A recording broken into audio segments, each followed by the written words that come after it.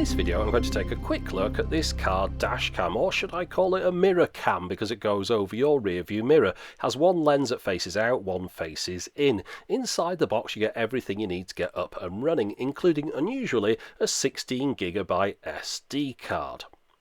The power is supplied by this barrel plug, which on the other end of that of course is the thing that plugs into your lighter socket, and you've got a standard USB mini B lead for data transfer. Now the two lens units rotate, they only go 180 degrees, you can't spin them all the way around, and there's no tilt option, they only rotate. But as you can see, you have one facing out and one facing in. Now on the back of the mirror you've got these rubber feet which hold around your existing car mirror. You don't have to replace your mirror, it goes over the top of it. The top two are on springs and those go over the mirror and hold it tight. Now in a right hand drive vehicle this is how you'd have the lenses pointed, but if you're in a left hand drive vehicle you'd spin them around slightly different. You'd have to move the different cameras so the different ones were pointing different ways. Both cameras have the same quality image. We've got a USB plug on the top here, a power supply and reset button. You can power it via that USB if you want to as well. That's where your SD card goes, and we've got an HDMI out. I'm going to plug in the power supply. You can see I've got a red light on there. We've got lights turning up on the screen and the screen turns on in the middle of the mirror. Right, if you hold down the menu button, you get into the menus. I'll briefly show you a couple of things here. They're very standard, nothing exciting going on at all. Resolution, those are the options on the screen, but those are wrong. The real resolutions that you can do with this particular camera are 1920 by 720 at 20 frames a second and a pretty low bitrate, or 1280 by 400 at 30 frames a second, again, pretty low bitrate. Those are the file types, and usual disclaimer about if you don't understand dash cams, watch my other video. Now we'll just look at some other options in here. We've got the usual kind of menu options. This menu system I've seen in a lot of dash cams. It's a pretty old one, which indicates that the internals of this aren't that up to date.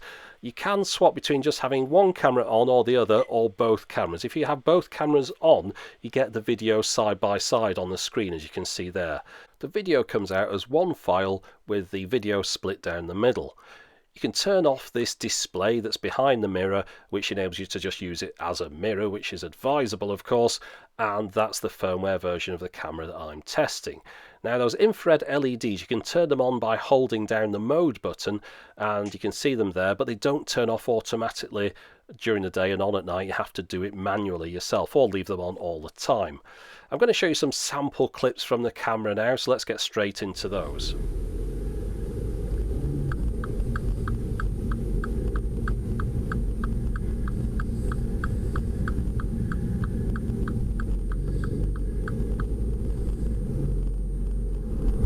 Now I mentioned at the start of the video that this is a taxi cam. Of course it's not advertised as such, but the reason I say it's a taxi cam is because that would be the ideal use for this. You've got a camera facing out of the front, which you want of course, and one facing into the car to show what's going on in here, and that one has infrared LEDs on it, so it's meant to illuminate the inside of the car at night time. The problem with a lot of these mirror cameras is that the internal camera doesn't tend to have infrared illumination on it, and that means that at night time you just can't see anything that's happening inside the vehicle. Now the reason I mention it's a taxi cam particularly, I've had quite a few taxi drivers get in touch. They want a camera that films the inside of the car because they get allegations of improper conduct with passengers and all sorts of things. So by being able to film what is actually happening during each journey is an important feature for them. Now I don't know about the laws of course in various countries about filming people without their consent. Maybe you'd have to put a sticker up that says CCTV in operation. It really isn't down to me to figure out the laws in all the countries of the world. You've got to figure out your own laws and then abide by them if that's what you plan on doing, but I can't really comment on that, I'm afraid. Again, apologies for the quality of the audio in that section. That was recorded with the mirror camera. The video quality isn't that hot either, but you can see the appeal of a camera like this, where you can see out of the car and into the car on the same video. It's just maybe this one isn't pulling it off too well. Anyway, back to me in the car with some more indecipherable muffled drivel. I've rotated the camera a little bit now so you can get a better shot of me, but not as good a shot, of course, of the back seats. If you were actually using this in a taxi, you'd twist it away a little bit from the driver so you could get a better angle. However, that said, the lenses on these aren't particularly wide angle. I've noticed getting the front one, it doesn't seem to get a massive shot, and I'm used to dash cams having wider angle lenses than these, so the positioning's less of a problem, so that is something to bear in mind as well. Now, we saw earlier on in the menus that you've got the option to record just one of the two cameras, which is of course what we're looking at now. As you can see, it does get the exposure a little bit wrong, and these cameras can't be tilted. Some cameras, if you put the horizon higher in the frame, the exposure will be better than this, but not with these cameras. It doesn't give you that option.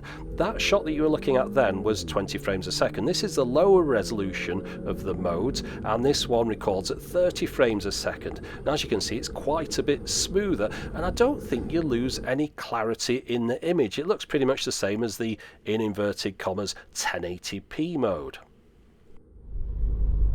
As I'm driving along now, I can see that the mirror has a red light at the top that's on constantly and a green light at the bottom that flashes. Whether or not this will be distracting at night, I'm not too sure. During the daytime, it doesn't seem to be an issue. When you look at the mirror, of course, you notice it, but it doesn't tend to distract you when you're looking out of the windscreen. One thing about the mirror, though, it's larger, of course, than the mirror that's on my car normally, and especially this part hanging down at the bottom means that it's obscuring my view a bit, although I am driving a Mini, and those tend to have quite small windscreens, so in a larger vehicle, this shouldn't be too much of a problem. Another disadvantage about putting a mirror in your car over the top of your existing one is that my existing mirror has one of those auto dimming functions, so that if somebody comes up behind with headlights on, the mirror will automatically dim. Of course, I'm losing that functionality by having this mirror on. Also, the tint in the mirror is a little bit darker than my normal mirror, so everything's a little bit duller, and I can imagine at night time again that might be a little bit of an issue. Now, there's a lot of different rear view mirror dash cams on the market, but there's a particular reason why I chose this one, and it's because of these infrared LEDs around the lens here. I wanted a camera where the light would light the inside of the vehicle so that you'd be able to see the occupants of the vehicle in low light.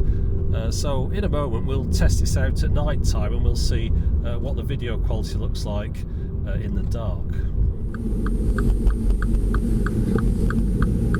Right, so here's what the dash cam looks like at night time. I'm just going to pull in here actually, because I just want to do a little bit to camera. What I'm trying to do is see whether you can make out me side the rear seat. So I'll just pull over here where it's nice and dark.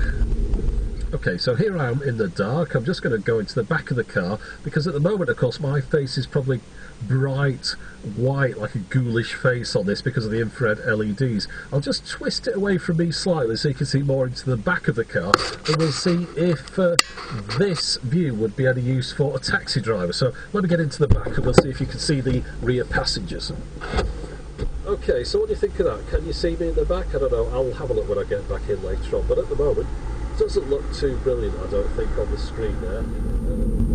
One thing I've noticed, at night time the rear view mirror is quite dark. The tint is perhaps a little bit too much for driving at night. I'd expect to be able to see more than this out of my rear view mirror.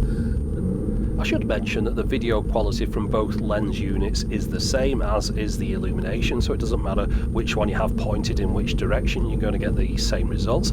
The exterior view here doesn't look too bad really, but I've seen an awful lot better, of course. The internal one I think is a little bit too dark. The camera itself, well, of course the unit is a little bit too large for my car. The big chin on it was obscuring my view a little bit. We've seen the video quality isn't great, the sound quality isn't great either. I was going to link to the auction I bought mine from in the video description because they were quite cheap, I suppose, at $100 plus $20 postage, and I went back and they've doubled in price. So I'm not going to link to that one, I'll just put a general link up there to dash cams or mirror cameras. Now, any dash cam is better than no dash cam, and I suppose that's what I could say about this particular one. It's not glowing praise, but I haven't really seen any better mirror cameras either. Anyway, That's it for the moment. As always, thanks for watching.